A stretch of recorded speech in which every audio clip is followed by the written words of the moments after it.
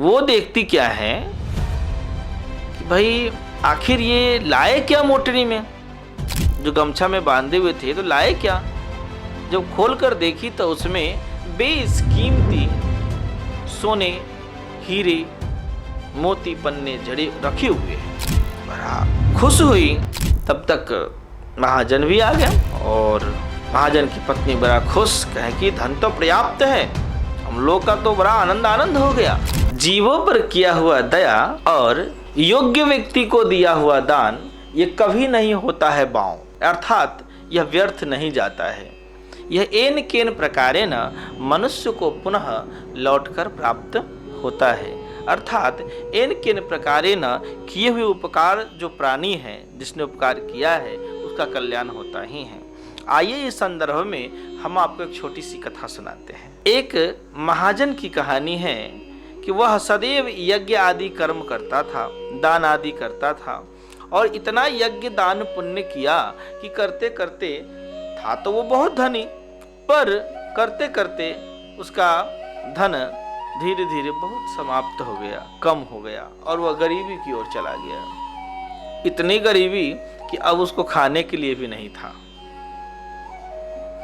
तब एक दिन उनकी पत्नी बोली, महाजन की पत्नी बोली कि स्वामी, सुने हैं कि पड़ोस के गांव में एक सेठ जी हैं जो पुण्य खरीदा करते हैं। क्या करते हैं जी? तब कहें क्या भाग्यवान, क्या करना होगा? तो हम लोग तो बड़ी अभी दिक्कत में चल रहे हैं, तो ऐसा करते कि कुछ पुण्य बेच आते, हम लोग तो इतना धर्म पुण्य किए हैं तो बेच आते और जीवन यापन करते। तब महाजन ने कहा कि ठीक है, कुछ रास्ते के लिए बना दो रोटी, ताकि रास्ते में भूख प्यास लगेगी तो रोटी पानी अपना पा लेंगे, खा लेंगे। तो 4 रोटी बना देती है और अच्छा से कुछ उसमें और चीजें डालकर ताकि रोटी के साथ खाया जाए दे देती हैं। महाजन घर से निकलते हैं। जाते जाते रास्ते में, आधे रास्ते के लगभग में जाते हैं, उन्हें भूख लग जाती है। भूख जब लग जाती है तो सोचते हैं क्या करें, भोजन कर लेते हैं। एक वृक्ष के नीचे बैठ करके भोजन खाने की अपना व्यवस्था के लिए अपना जो कपड़ा में बांधे थे रोटी वगैरह वो खोलते हैं।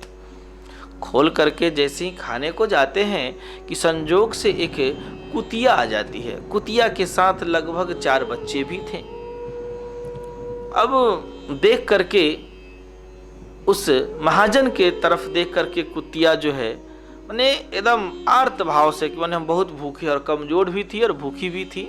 महाजन देख करके बड़ा दुखी हुए उसकी व्यवस्था को, यानी कि उसके वर्तमान स्थिति को, कि बड़ा कमजोर कुतिया है और जिस तरह से ताक रही थी, देख रही थी, इनको दया आ गई और उसमें से एक रोटी कुतिया को ये दे देते हैं। एक रोटी लेने के बाद कुतिया इतना तेजी से खाती है कि तब तक देखे देखे कि वो झट से खा जाती है, यानी बहुत भूखी थी। दूसरी रोटी भी दे देते हैं महाजन, तीसरी रोटी भी दे देते हैं, चौथी रोटी भी दे देते हैं। 4 रोटी खा करके वो तृप्त होती है कुतिया और उनके बच्चे भी उनका दूध पान करते हैं। बड़ा आनंद मिला इन्हें, महाजन को, पर इन्हें भी भूख लगी थी। क्या करें, जलाशय से ये केवल जल पी लिए और फिर वहां से चल दिए। चलते चलते चलते चलते पहुंच गए वहां सेठ जी के पास, जहां इनको अपना पुण्य बेचना था। सेठ जी के पास गए, पता लगाएं अच्छा से, जहां पहुंच गए गंतव्य स्थल पर गए, बैठे, सेठ जी मिले। सेठ जी पूछे कि बताइए महाजन कैसे आए और क्या हम सेवा कर सकते हैं आपकी। महाजन ने कहा कि महाराज ऐसे ऐसे आपके बारे में मुझे पता चला है कि आप पुण्य खरीदते हैं। तो कहा कि हाँ, तो कुछ मेरे पुण्य है उसे आप खरीद लें और मुझे कुछ धन आदि दे ताकि हम अपना जीवन यापन करें। सेठ ने कहा कि ठीक है, यहीं आप बैठिए, हम कुछ देर में आते हैं। सेठ जी की पत्नी पतिव्रता थी और अपने पतिव्रता बल से बहुत कुछ जान जाती थी। तो अपने पत्नी से जाकर सेठ जी पूछते हैं कि भाग्यवान, ये बताओ, अभी जो महाजन आए हैं वो अपना पुण्य बेचना चाहते हैं, हमें उनका कौन सा पुण्य खरीदना चाहिए? सेठ की पत्नी पतिव्रता बोली कि हे प्रभु, अगर खरीदना ही है तो उनका आज का पुण्य खरीदिए, आज का पुण्य खरीदिए, बहुत ही अच्छा पुण्य है, बहुत ही कीमती है, बहुत मूल्यवान है, बहुत अच्छा है। तो कहा कि ठीक है, आज का पुण्य हम खरीदते हैं। सेठ जी आते हैं और कहते हैं महाजन से कि महाजन, हम आपका आज का पुण्य खरीदना चाहते हैं। उन्होंने कहा कि आज तो हमने कोई यज्ञ भी नहीं किया, कोई दान भी नहीं किया, कोई व्रत भी नहीं किया। तो आखिर नहीं, आप याद करिए, कुछ तो आप किए हैं। तो कहते हैं हाँ, एक चीज तो हम किए हैं, अब पर आप जो कहें। क्या? तो आज रास्ते में हमने कुतिया को, जो बहुत भूखी कुतिया थी, उस भूखी कुतिया को हमने 4 रोटी खिलाया है, जो मुझे भी भूख लगी थी पर मैं न खाकर उसे खिलाया, ताकि वो बरसात के कारण गांव की तरफ शायद नहीं निकल पाई थी और वो जंगल में ही फंसी रही, और उसी रास्ते से हम आ रहे थे और हमें देख करके वो कैसे न कैसे समझी जानी और मेरे पास आ गई, और उसकी आर्त भाव को देखकर हम दया भाव से उसको जो है सो अपनी 4 रोटी खिला दिए। यही आज का कार्य है, आज का तो यही पुण्य है। अब इसे आप जो कहते नहीं, हमें आज का यही पुण्य लेना है। अच्छा ठीक है महाराज। तो कहा इसे कैसे आप वजन कैसे करेंगे? तो आगे ठीक है, वो हम कर लेंगे। सेठ जी जाते हैं अंदर, अपने पत्नी से सारे वृतांत सुनाते हैं और उसी तरह की लगभग समझते हुए 4 रोटी बना करके पतिव्रता स्त्री देती हैं और महाजन के ओर से वो बना। कहा कि महाजन को दीजिएगा उनके हाथ में और अपने उस पुण्य का सुमिरण करके तराजू पर रख देंगे और अपने फिर दूसरे पलड़े पर अब जो सोना चांदी हीरे मोती पन्ना डाल दीजिएगा और दे दीजिएगा। और ठीक है, ठीक है। वैसा ही किया गया।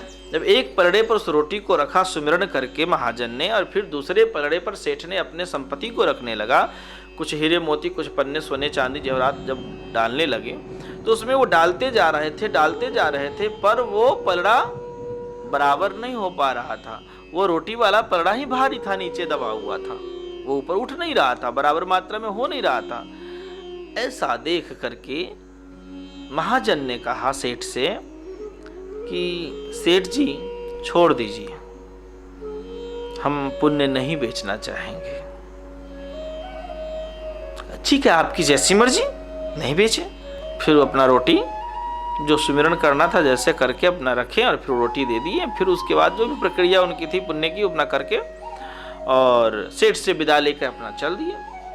जाने के बाद सोचे कि भाई अब हम क्या करेंगे, हमने तो पुण्य बेचा नहीं, घर में भी दिक्कत है, तो फिर हमारी पत्नी क्या बोलेंगी। और ये सोचकर नहीं बेचे कि आखिर आज का पुण्य का कितना महत्व था कि एक और 4 रोटी, एक और इतने वजनदार सोने चांदी हीरे मोती के बाद भी ये पलड़ा भारी नहीं हो पा रहा था। तो बड़ा आश्चर्य, ये देख करके आश्चर्यचकित होकर के ये मना कर दिए थे कि हम ना बेचेंगे, लेकिन घर पे भी कैसे व्यवस्था चलेगी। तो मन में कुछ भावनाएं आई, यानी जिस जगह पे कुतिया को ये रोटी खिलाए थे उसी जगह से कुछ कंकर पत्थर लेकर के अपने गमछा में बांध करके और घर की ओर चल दी। घर जाने के बाद सोचे कि कुछ तो है नहीं, इसी बांध लिए थे हम अनायास।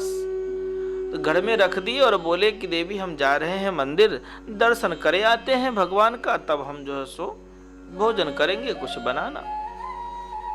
चले गए मंदिर। जब दर्शन करके आए भगवान के मंदिर से, तो इस बीच में बीता क्या कि उनकी जो धर्मपत्नी थी वो देखती क्या है कि भाई आखिर ये लाए क्या मोटरी में, जो गमछा में बांधे हुए थे तो लाए क्या।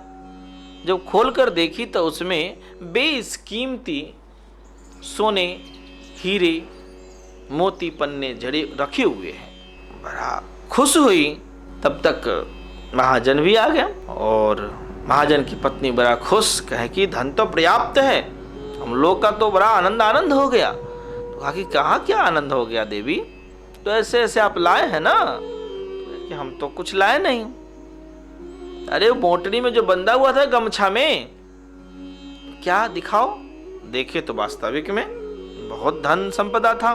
तो कहा कि ठीक है, चलो भगवान ने ये पुण्य का अनुभव कराने के लिए दिया है, हम बात को समझ गए। सारे वृतांत अपनी पत्नी से सुनाए और फिर सुखमय जीवन व्यतीत करते हुए फिर यज्ञ आदि दान पुण्य करते रहे। यह कथा हमें यह सिखलाती है कि अगर आप दान योग्य व्यक्ति को करते हैं, किसे? योग्य व्यक्ति को करते हैं, तो प्रकृति के कनकन आपको साथ देता है और पृथ्वी के कनकन आपके लिए हीरे मोती पन्ने की तरह है। अर्थात कि आपके जीवन में दुख नहीं होगा, दारिद्रता नहीं आएगा। एन केन प्रकारेण आपके जीवन में केवल सुख, संपत्ति और संपदा और स्वास्थ्य ही आएगी। इसलिए बड़ा सुंदर प्रातस्मरणीय पूज्यपाद संत तुलसीदास जी महाराज एक दोहा लिखते हैं इस घोर कलयुग के बारे में कि प्रगट चारि पद धर्म के कलिमहु एक प्रधान, जेन केन विधि दिन्नई दान करे कल्याण। कि धर्म का 4 चरण है। कितने चरण हैं? सत्य, दया, तप और दान, ये 4 चरण हैं। और तो इस कली काल में, घोर कली काल में सत्य, दया, तप तो काम करता ही है, साथ साथ सबसे ज्यादा काम दान करता है, जो कि योग्य व्यक्ति को दिया हुआ दान व्यक्ति को दिनों दिन बहुत ही पुण्यवान और साधक तथा ईश्वर के नजदीकी बनाता है। तथा सर्वभूत हिते रतः के सिद्धांत पर कि जो व्यक्ति सर्वभूत हिते रतः में लगा हुआ है, सबके कल्याण में लगा हुआ है, उस पे भगवान दया करते हैं। इस सिद्धांत से भगवान की अगर कृपा पात्र जीवात्मा बनना चाहता है तो सारे लोगों के लिए हित में सोचना चाहिए उसे। उसमें भी क्या? तो निस्वार्थ रूप से। कैसे? निस्वार्थ रूप से। और दिए हुए दान को फिर लेने का भाव न करें तथा त्याग से दान करें। जो आपके पास है, जैसा है, जितना है, विद्या है तो विद्या दान करे, धन है तो योग्य व्यक्ति को धन दे, विद्या है तो योग्य व्यक्ति को विद्या दे। कोई ज्ञान है जो मानव जीवन को अच्छा पथ पर ले जाने वाला है तो ज्ञान बांट करके कथा माध्यम से, सत्संग माध्यम से, वैदिक सूत्रों से, श्लोकों से तथा पुराणों से, रामायणों से, जिससे मानव जीवन का कल्याण हो सके वो संसार को बांटना चाहिए। इसलिए कि भगवान श्री कृष्ण ने एक सूत्र में बड़ा सुंदर कहा है कि जो व्यक्ति अपना कल्याण चाहता है वो जगत कल्याण के लिए सोचे, उसका कल्याण स्वतः हो जाएगा। जो व्यक्ति अगर जगत का या दूसरे का अगर अहित सोचता है तो निश्चित है कि उसका अहित, उसकी खराबी, उसका अपकार स्वतः हो जाएगा। ठीक है? इसलिए जो व्यक्ति अपना कल्याण चाहता है तो जगत हित में ही अपना जीवन जीना उसके लिए बड़ा योग्य रहेगा। जय श्री राम।